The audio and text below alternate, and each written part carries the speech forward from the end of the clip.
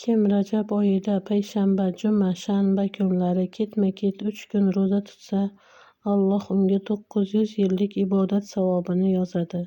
Kimki Rajab oyida 1 kun ro'za tutsa, Alloh taolo unga 1 yil ro'za tutganning savobini beradi. Kim Rajab oyida 7 kun ro'za tutsa, unga jahannamning eshiklari yopiladi, ya'ni jahannamga kirmaydi.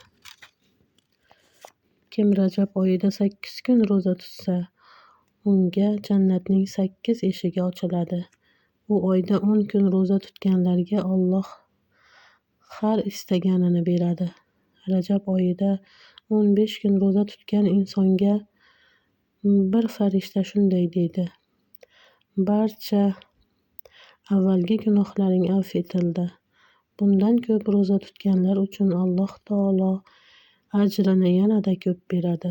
Bir hadis sharifda Rasululloh sollallohu alayhi vasallam shunday dedilar: Rajabi sharifning 1 kun boshidan, 1 kun o'rtasidan, 1 kun oxiridan jami 3 kun ro'za tutgan insonga Janobi Haq Rajab oyining barcha kunlarini ro'za bilan o'tkazganchalik savob beradi.